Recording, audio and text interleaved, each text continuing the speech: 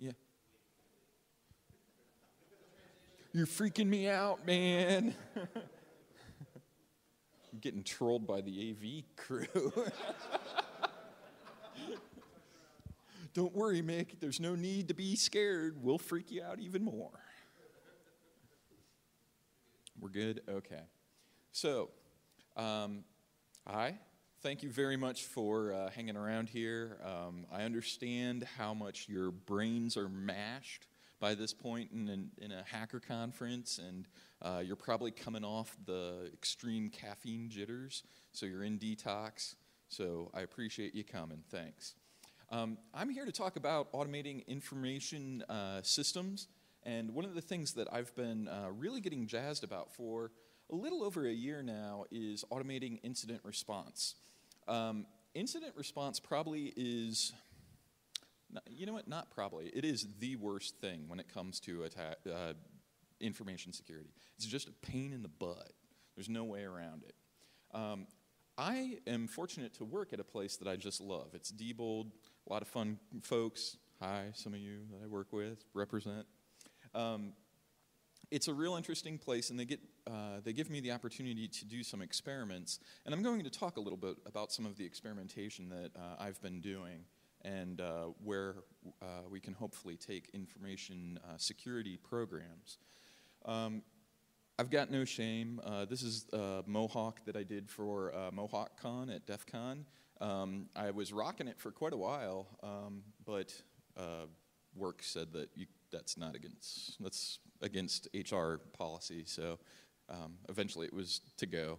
For those of you who are thinking about doing a Mohawk at some point, do it. It's a lot of fun. It's also a bit of a pain in the butt, putting all the glue and stuff in there to make it stick all the time is right. I talked about this a little bit ago. I said that doing IR is hard.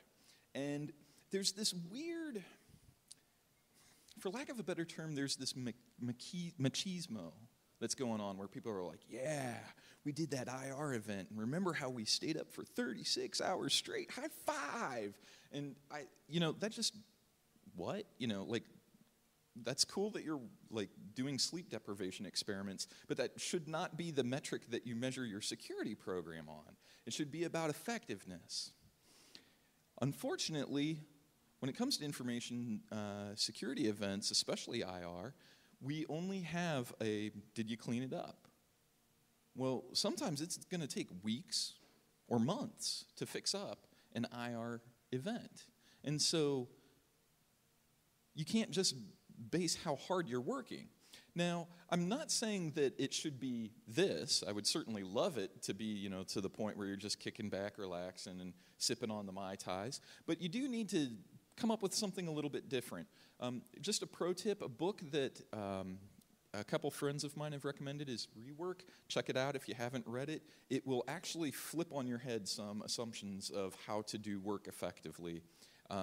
For instance, they'll give you all bits of advice like, don't go to meetings at all, unless they're absolutely positively forced upon you. And you will be amazed at how much work you can get done because you're not in meetings needlessly. I see some people nodding that I had a former, in a past job. Not going to name the employer, but there were people who literally from 8 a.m. to 6 p.m. were in meetings all the time and not doing the information security stuff. So that sucked. Read this book. Things got a lot interesting very quickly. So one of the concepts, though, and I'm going to try to refer to this Rework book throughout the talk, one of the concepts that's very interesting in the book is about focusing on the key things. And when we go to information security programs, we often find that people have this thing of, well, we're going to secure the things. Well, that's great. What do you mean by securing the things? Are you going to patch the OSs? Are you going to do, protect the systems? Yes, that's great. But they see that as a goal in and of itself, and that's bunk. They've missed the point. It's like when you have a pen tester who just goes and says, hey, I got shell. Whoop-de-doo. I don't care. That doesn't help. You've not shown me what the damage is to my business. What you need to do as an IR specialist is protect the stuff that the company cares about. Is it money? If it's a financial services firm, it's all about cash. Maybe it's brands. I've worked in a marketing firm in a past gig, and it was amazing. I could show them the most evil burp injection. I set up, or beef hook. I found it via burp, but I set up this beef hook, and okay, we're going to do action shots for the It goes on the site. What I did though was to make an interesting point with these marketing folks is we found a very nasty cross-site scripting vulnerability, and they said, you know what, big whoop. And I said, well, big whoop. Hey, I'm going to set up a beef hook, and using that beef hook, I sent down a custom exploit to them. I compromised that machine, and they said, yeah, it's an end-user machine, though. It's not really that bad. And I was like, wait, what? Are you insane? So I thought about it, and I said, wait a second. This is a marketing person. So what I need to do is make it like marketing trouble for them. Well, if you have any situation, and you might want to take notes, if you ever are trying to sell a cross-site scripting or a cross-site request forgery and that you're not getting traction from the coders or from the project managers, what you need to do is instead of doing a JavaScript insert, you need to do HTML inject and have it say, hey, our product sucks, buy from brand X instead, you'll be redirected in 10 seconds. And let me tell you, your product will get patched with a quickness. But so sometimes brand damage is the main thing that people are concerned about. Maybe it's IP or intellectual property. We have to be focusing our IR response on what the core business is. You cannot focus your IR on just getting them out of the system and think that that's enough. Because there are times that you're going to have to prioritize. It's all about making a good strategic investment on your limited time. It's unfortunate and anti-intuitive, but sometimes you need to let a low-level IR event go on while you're busy protecting the crown jewels. So you might be asking yourself, well, how are we doing on that? Are we doing a good job of protecting everything, keeping everything nice and safe? Are we? No. Yeah, you know the answer. We know we're not. So, and it's sad, but there's plenty of places to go. You look at the Verizon data breach report. Year in and year out, that thing just makes it look like we're a bunch of chuckleheads. You read the trade rags. What was the latest hot exploit or hot attack? Was the Apache one. That one really scares the bejesus out of me. They had the certs, they could sign code as Apache, and then you could push it down to people and it would be legit? Adobe, what was I saying? Apache, sorry, Adobe. Thank you for correcting me. It was Adobe. And so what's really cool is if you've ever used the tool EvilGrade, that's like amazing for that because you would be sending Adobe signed exploits down to a client system and it would look totally legit. So EvilGrade's awesome. And you can also, one of the things that I love is going to HackerCons like this and you hear war stories of, listen to how bad this one client is. So we know that we're doing really bad. We know that we're doing bad. And what are we doing as an industry to fix things? Not a whole lot. It's kind of weird. It's really quite sad. And when I gave this talk, this is an extension of a talk that I gave at B-Sides Cleveland a couple months ago. I gave the analogy that the information security field is on fire. It's a building on fire. And the whole suite of scripts that I'm working on is called Sprinkler because that's what it'll work like. It'll help put out the flame and give us time for the fire crews to arrive. And rather than rehash the fire metaphor, I'm going to talk about this. This is what we're doing.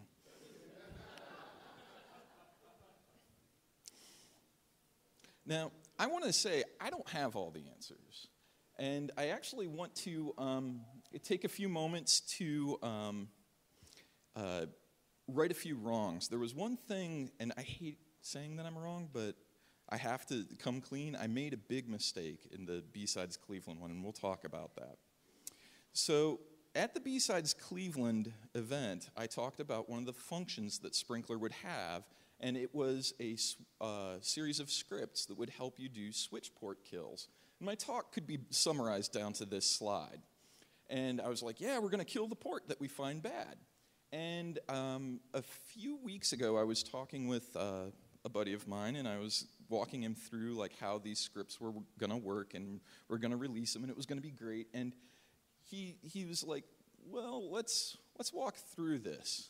And I realized that I did a HERP DERP. And I'm going to explain what this HERP DERP is. And maybe for those of you who know Cisco stuff, you'll be like, wow, Douglas, you were like way on the path of wrong from the get-go. I'm not a Cisco guy, okay? You'll see why this was a simple mistake to make. Here's the scenario. We got a computer. It's on our network, doing computer work stuff, making widgets, whatever. It gets compromised. At this point, we have decided that this machine no longer should be on the network. It's got to go. Antivirus didn't clean it. You know, IDS isn't stopping what's going on.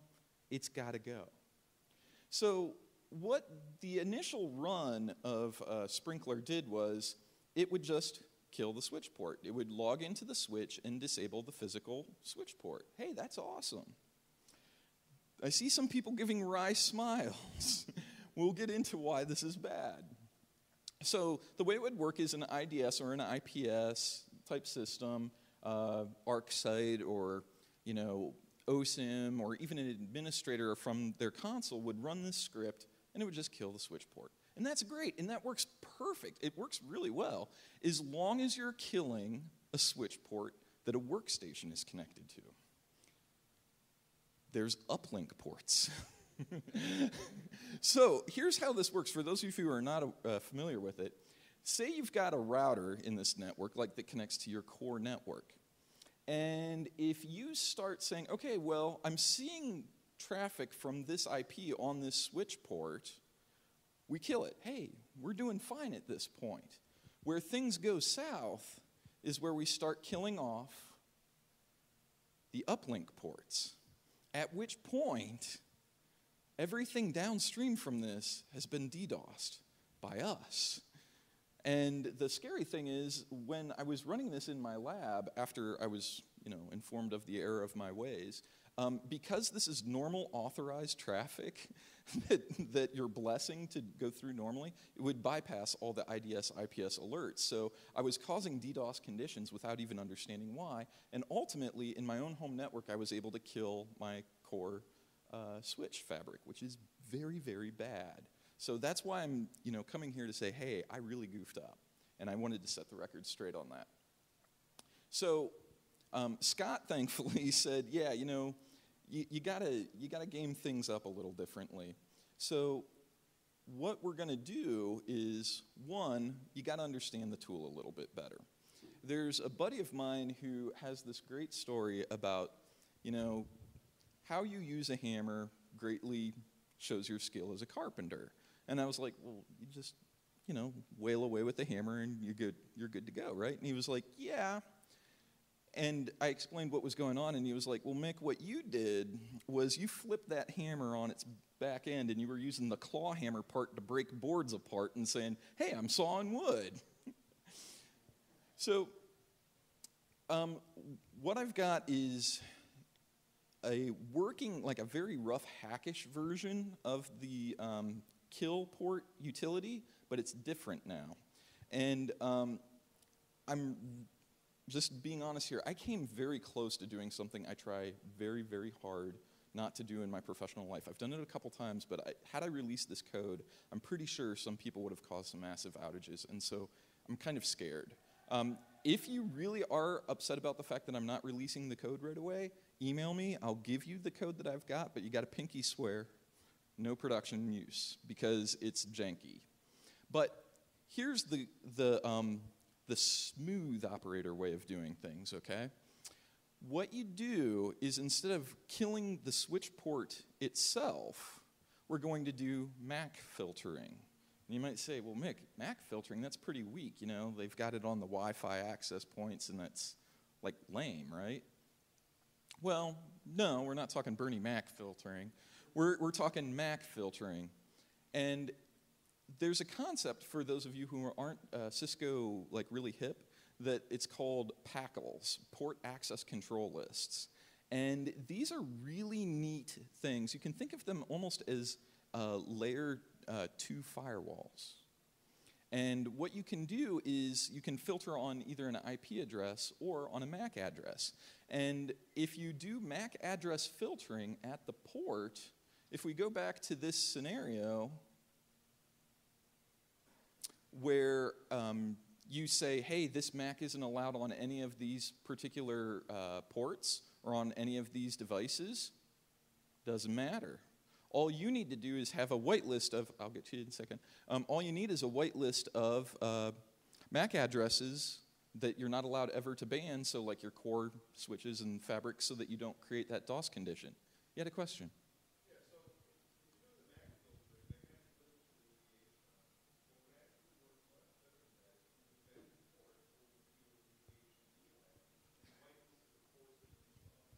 Okay, so the question/comment is, if you do MAC address filtering and you do that, no traffic can get to that affected host. And that instead you should do something like create a quarantine VLAN and then modify that switch port so that it moves it to there. That's an excellent point. I actually have a subscript inside the Sprinkler framework that does that. However, that doesn't always work necessarily, depending on what is below that particular switch device. So it's a very handy tool to use. This is just another arrow in the quiver. It's the analogy that I could make to that would be, you know, when you go golfing, you have both drivers, irons, wedges, and putters. You use them as appropriate. For most desktop remediation events, that probably would be a good way to go. That's a fair point. Yeah, another question. Well, so the question is, this is network access control. Sort of. Implementing NAC, for those of you who don't know, requires you to put a certificate or some bit of code that identifies that particular hardware piece on that, you know, switch fabric, so that you have a reasonable level of assurance that that's a legitimate host on the network. Show of hands here. How many people have implemented NAC at their networks? Okay, not many. Of those of you who implemented it, did you think that it was an easy thing to do? No hand. Okay, you guys thought that it was an easy thing? Packet Fence, yes. Packet Fence is a very cool open source one. There's Cisco ICE. There are products out there that do this. Depending on your, so it's been my experience, and your experience probably varies, but it's been my experience that some networks are a little more complex than others, and that you have different levels of skill in the people implementing the project. I've been in cases where NAC has gone wrong, and that involved rolling back, and that was really tough. This is in no means meant to replace NAC. This is to give, like I said, another arrow in the quiver that would allow you to have something to bring to bear while you're getting NAC. If you had NAC, this isn't for you. I'm not going to try and sell this. Does that address your concern? Okay. Yeah, I mean, I guess the only way I could say it is for most small, medium-sized businesses, I don't think that NAC is going to be a reality in anytime soon until it becomes easier to roll out. And this is something that hopefully small, medium businesses will be able to make use of with the help of a little network consultant people. Yeah.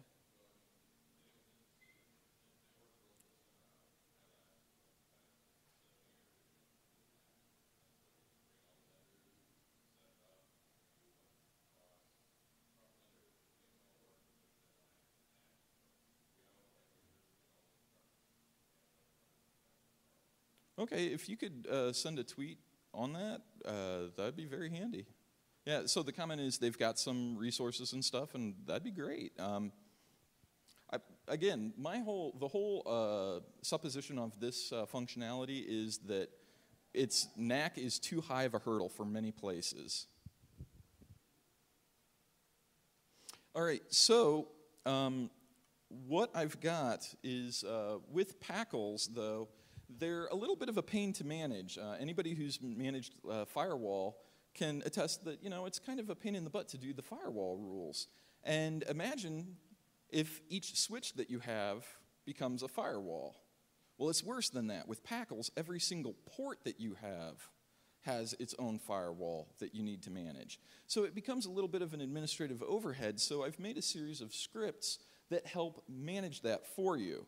And so there's a series of PACL helpers, these Python scripts, that will check to see if PACL is enabled on a particular switch or switch port, and then it will add the MAC address to the PACL if you so wish. And then you could use these scripts to spread that access control list out to your entire network fabric, and it will also remove the PACL so that you could remove them at a later time once you've done your remediation. So any questions about that? Okay, so here we go, demo. Let's hope that the demo gods are nice.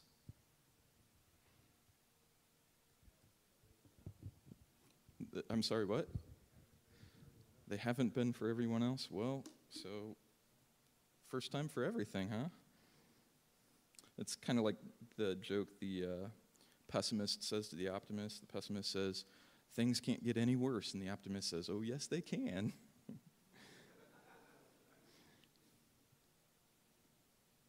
Okay, let me, bear with me while I turn on mirroring.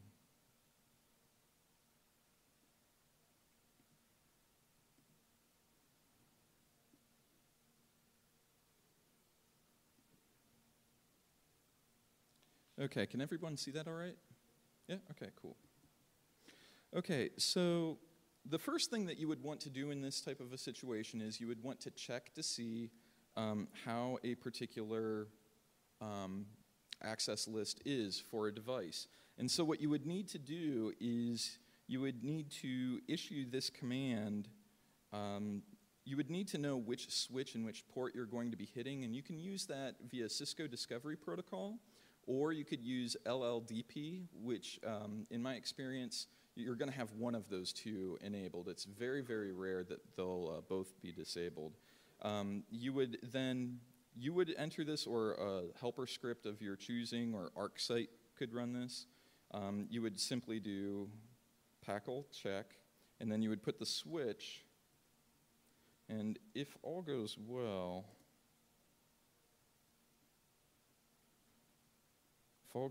this will work. We'll see. I'm running GSN 3 on this machine, so it's going to take a little while. Okay, so here you see that this results spits back, and it shows, hey, we've got PACL on here, so we're good to go. So now, once we know that, we can go ahead and add or modify our PACL. And that's done via the script helpfully called PACL Add. And you just add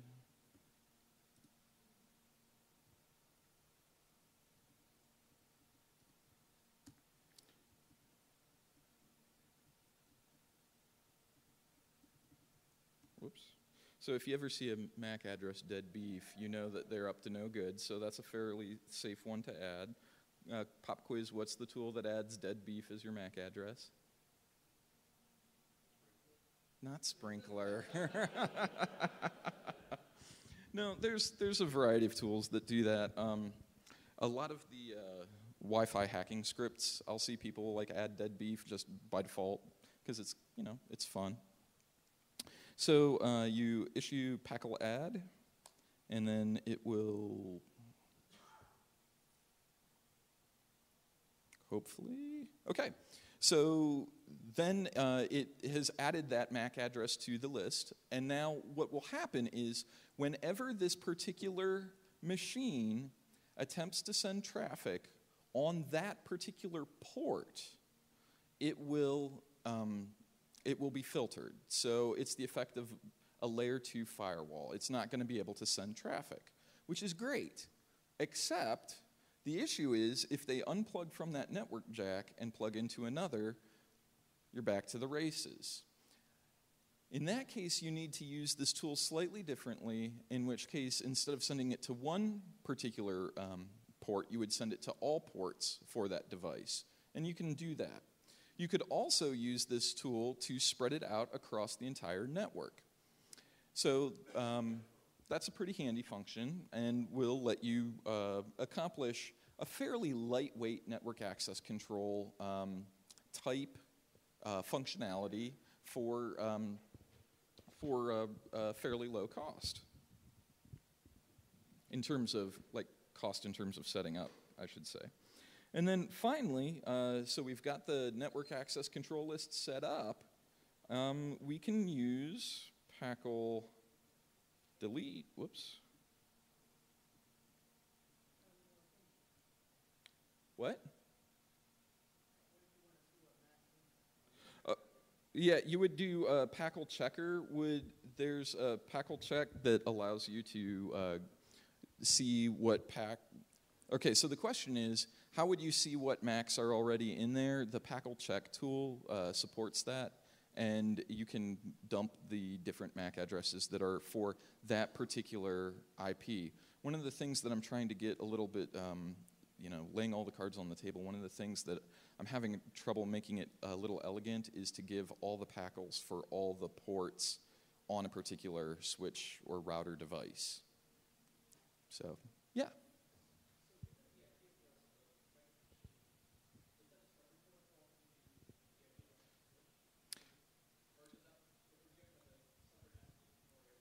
Okay, great question, great question. So the question is, and I want to make sure that I have this right, is you have the host machine that you know is infected and you want it out of the pool. You have the IP address, but how do you get the MAC address for it? Oh, how do you get the switch? So the easiest way to get the IP to know which switch is handling that traffic is using Cisco Discovery Protocol. There's a function called show neighbor that you basically start querying your network fabric and saying, who has this particular IP address? Or, I'm sorry, you do it based off the MAC address. So, sorry for that. What you would do is you would go up to your core switch and say, hey, I need to know what MAC is associated with this IP. And then using Cisco Discovery Protocol, you walk through the fabric and say, which switch is the one that has this MAC address connected to its end port. So you wouldn't have to have an asset inventory. Well, okay, so the question is, are you sure using CDP and not CAM tables? You could use CAM tables.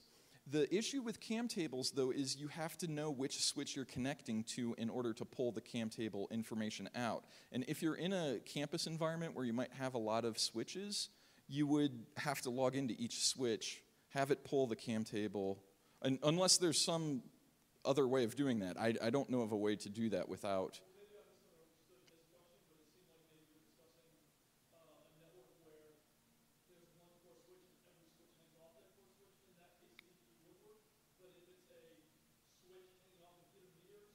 Mm-hmm. As long as the traffic goes through that, it would work. Because you would have that mapping at the core. Sure. Yeah.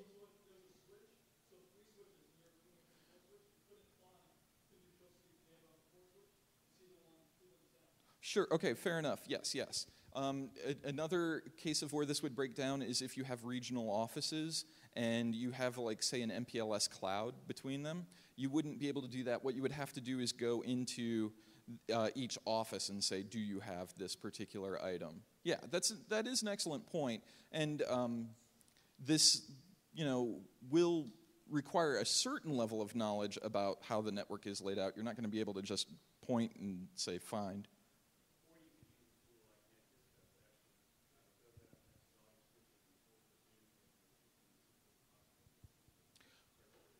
Yeah, okay, so NetDisco is a cool tool. The comment was NetDisco, Network Discovery, will periodically pull the cam tables and pull them in, and you can use that as a quick lookup against that. And that would work really well. The only downside with that is if you have somebody that's like monkeying around with the cam tables, like doing ARP cache poisoning type situations, and I'm hoping to avoid that by hitting against them directly. The other thing is I've heard of some places where, like larger universities or larger organizations where just pulling all that stuff down would be a burden. Yeah.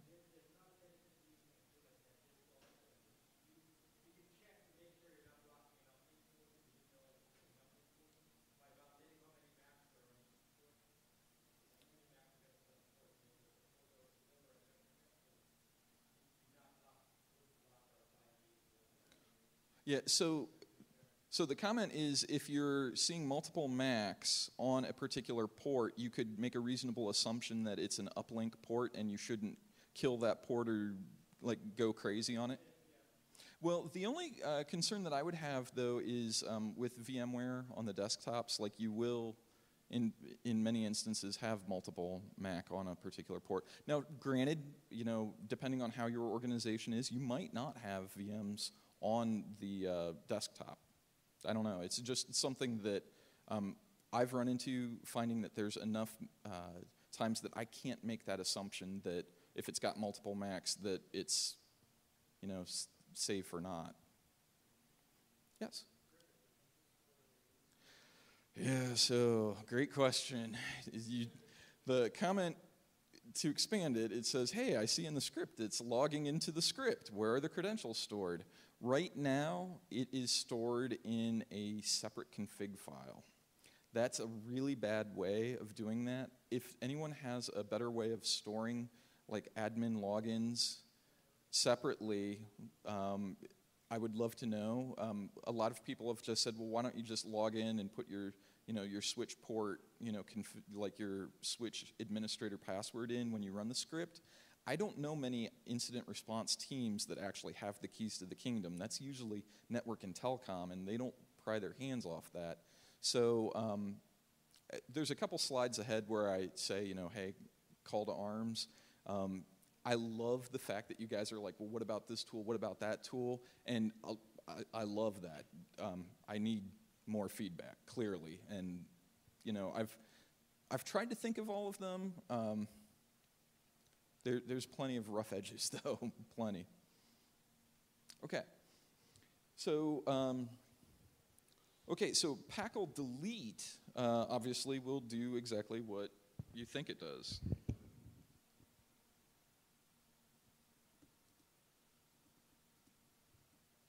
And then again, you have to specify the same switch, same switch port, and the MAC to be removed.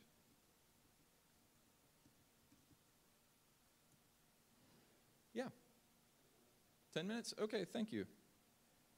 We're getting close to the end, so okay. And then it's verified that it's removed. And then at this point, we're off to the races. Things are good to go. You're back at the normal state. Okay, so hey, things didn't totally blow up. Woohoo! All right, so call for help. I said that I need additional help. You guys did have some good ideas. I like the idea of using network disco. I have no problem with extending this and making it. I could see plenty of use cases where having that local cache just for speed sake would be great. So that would be something that I'll implement. If you've got other things, other ideas, let me know, and I'll be happy to implement them. Bottom line, though, is, I realize that this isn't a perfect solution. This has some problems, but we as an industry have been doing a really bad job of, we're letting perfection be the enemy of progress. I know that this thing will break stuff. I realize that. I expect that. When we first implemented firewalls, I don't know if you guys were working in the field at the time, but it was a goat rodeo. And what, I want to get back to this picture, we know that there's a problem. We got the hole, but what we're doing is we're like, oh, you know what, we're going to make this safe. We're going to put caution tape around it. Well, how about we remove the slide? Or, hey, even better yet, get rid of the damn hole, fill it in, And one of the things that's interesting is, we've had a big hole in information security, and we've had it since 1972, okay? For those of you who saw my B-Sides talk, no spoilers. 1972 was an awful year for information security because what happened was that was when the first paper explaining what buffer overflows were. The first working instance of a buffer overflow was in 1972. Folks, that's 40 years. To give you a little bit of context, in the tech industry, 40 years is like caveman talk, right? 40 years ago, Nixon went to China. Elvis was skinny, still alive, and giving tours of concerts in Hawaii. 40 years ago, from a geek perspective, 40 years ago, Pong was released. We've had buffer overflows since then. We haven't fixed it. What do we do to fix the industry? I don't know. But we've got fundamental issues. We've got big holes gaping all throughout our industry. We can do things like, putting up caution tape. Or we could try to fix the hole.